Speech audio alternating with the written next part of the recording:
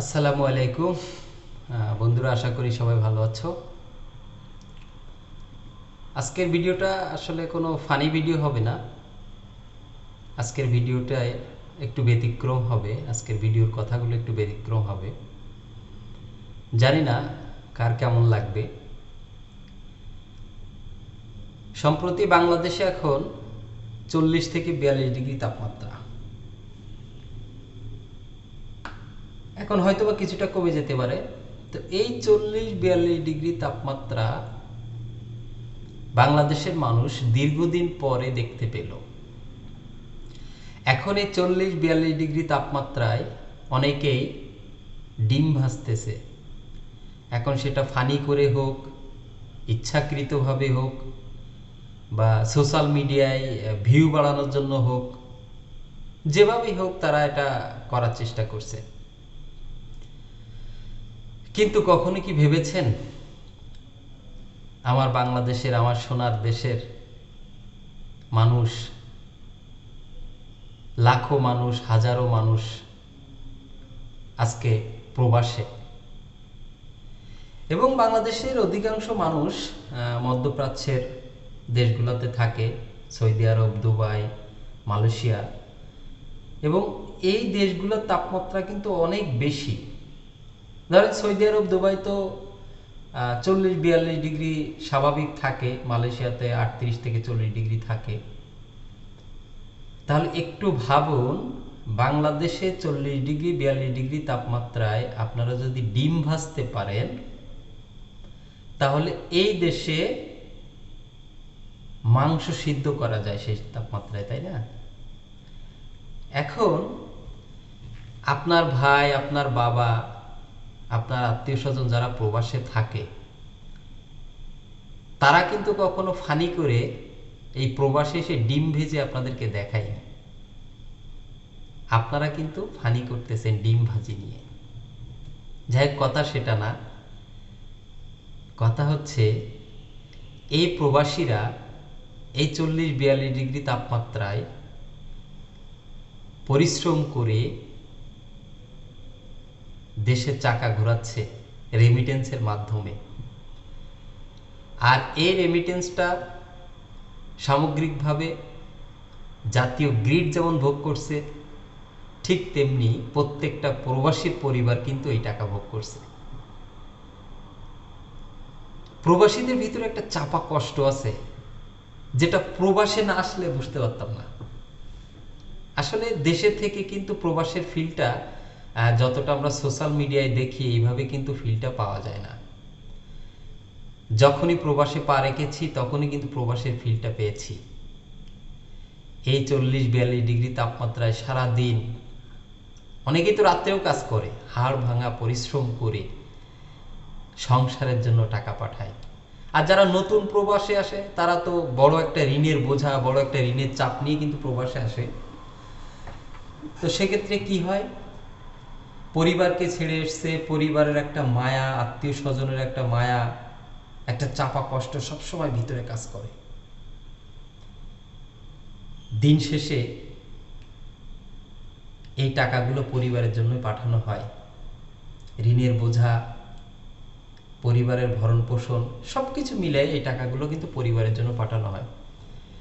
খুব কম প্রবাসী আছে যারা নিজে ব্যক্তিগতভাবে সঞ্চয় করে, ম্যাক্সিমাম টাকাই কিন্তু পরিবারের কাছে পাঠিয়ে দেয়। এখন যখন কোনো নিউজ পাই আমরা যে এই প্রবাসীর টাকা দীর্ঘদিন যাবৎ 8 বছর 10 বছর যখন একজন প্রবাসী টাকা পাঠায়, এই টাকা যখন যে দেখে প্রবাসীর আর নাই, বাবা মা, আত্মীয় স্বজন, পরিবার সবাই মিলে টাকাগুলো ভোগ করে ফেলছে, তখন আসলে এই প্রবাসী কষ্ট কোথাও রাখতে পারে না, কাউকে বলতে পারে না, কাউকে দেখাইতে পারে না। অপেক্ষা খুব কঠিন জিনিস। প্রবাসে আসার পরে প্রত্যেকটা প্রবাসী দিন গুনতে থাকে, কবে তার জন্মভূমিতে যাবে, কবে তার মাতৃভূমিতে যাবে, কবে তার আত্মীয় স্বজনের কাছে যাবে। এই দিন গোনা শুরু হয়। কেউ 8 বছর, 10 বছর, মিনিমাম তো 5 বছর, অনেকেই ক্ষণে ক্ষণে 15 বছর, 20 বছরও হয়ে যায়। এরপরে একজন প্রবাসী বাসায় ফিরে। বাংলাদেশে কিন্তু জেলখানা আছে। এখন যাদের জেলে যাওয়ার এক্সপিরিয়েন্স আছে তারা অনেকেই বলতে পারবে জেলখানার আসলে ফ্লেভারটা কেমন। কিন্তু প্রবাসে আসার পরে একজন প্রবাসী ঠিকই বুঝে জেলখানা কি, বাংলাদেশ কি, প্রবাস কি, এর মধ্যে পার্থক্যটা খুঁজে বের করে। আসলে প্রবাসীর কাছে জেলখানা কিছুই না। হঠাৎ প্রবাসী রাতে ঘুম ভেঙে যায়, ঘুম আসে না, পরিবারের চিন্তা, হয়তো কেউ ছোট বাচ্চা রেখে আসছে, প্রিয়তমাকে রেখে আসছে, বাবা মাকে রেখে আসছে, অল্প বয়সে প্রবাসে আসছে। এই চাপা কষ্টগুলো কিন্তু কখনো প্রবাসী বুঝতে দেয় না, তার পরিবারকেও বুঝতে দেয় না, আত্মীয় স্বজনকে বুঝতে দেয় না। হ্যাঁ, ভিতরে একটা চাপা কষ্ট থাকে। অনেক সময় কি হয়, রাত 2টা-3টার সময় একজন প্রবাসীর ঘুম ভেঙে যায়, আর ঘুমাইতে পারে না, সকালে উঠে কাজের চাপ, যা হোক একসময় মানিয়ে নেয়। তো মূল মেসেজটা হচ্ছে, যারা প্রবাসীর পরিবার, আপনারা একটু সহনশীল হন। প্রবাসীদের অর্জিত অর্থ একটু হিসাব করে খরচ করুন। যে প্রবাসে আছে তার জন্য কিছু সঞ্চয় করুন, ভালো কিছু করার চেষ্টা করুন। দিন শেষে সবাই ভালো থাকবে। অনেক প্রবাসীর টাকায় তার ছোট ভাই পড়াশোনা করে। একটা মজার গল্প বলি, আমার সাথে একজন, আমার কলিগ বলা যায়, আমার সাথে একই সাথে কাজ করে, বয়স 35। তো জিজ্ঞাসা করলাম, ভাই বিয়ে করছেন? কয় না ভাই, গত 4 বছর আগে সে বিদেশ আসছে। বাসায় বোন আছে, বোনরে বিয়ে দিতে পারে নাই, বাবার বড় ছেলে। তো চিন্তা করুন, 35 বছর তার বয়স হয়ে গেছে, কবে দেশে যাবে ঠিক নেই, বোনের বিবাহ দিতে হবে, ছোট ভাই পড়াশোনা করে। এই যে একটা চাপ, এই চাপ নিয়ে কিন্তু দেশে আসছে, বিদেশে আসছে। আবার যখন নিউজ শুনি একজন প্রবাসী হাড় ভাঙা পরিশ্রম করে কষ্ট অর্জিত টাকা প্রিয়তমার কাছে দিয়েছে, প্রিয়তমা সেই টাকা নিয়ে আরেকজনের সাথে চলে গিয়েছে, খুব কষ্ট লাগে যে প্রবাসের টাকা কত কঠিন টাকা, কত যন্ত্রণার টাকা, এটা একজন প্রবাসী জানে। দেখুন, প্রবাসীরা প্রকৃত যোদ্ধা। একজন আর্মি, একজন বিডিআর, একজন পুলিশ, আমাদের দেশের প্রশাসনিক কাজে যারা জড়িত আছেন, তারাও কিন্তু কম পরিশ্রম করে না, অনেক পরিশ্রম করে, পরিবারের মায়া ত্যাগ করে এই জেলা ওই জেলা ওই জেলা ঘুরে বেড়ায়। কখন যুদ্ধ লাগে, কখন কি হয়, কখন মারা যায়, মৃত্যুর সাথে তারা কিন্তু প্রত্যেকটা সময় লড়াই করে। কিন্তু দিন শেষে তাদের একটা পরিচয় আছে, তাদের একটা পোশাক আছে। আর প্রবাসীরা দেশের গণ্ডি পেরিয়ে বিদেশে যুদ্ধ করছে, বাট এদের কোনো পোশাক নেই।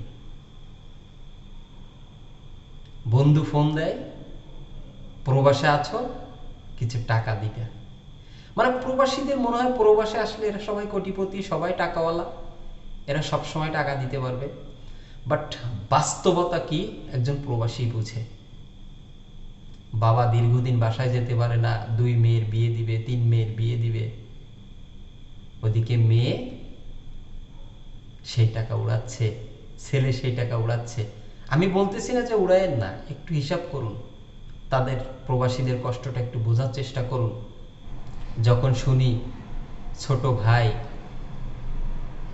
প্রবাসী ভাইয়ের টাকা নিয়ে নিজের নামে বেনামে অর্থ সম্পদ করে, আর এই প্রবাসী যখন দেশে যায় তখন বলে তোমার তো কিছুই নাই, কি করেছো তুমি।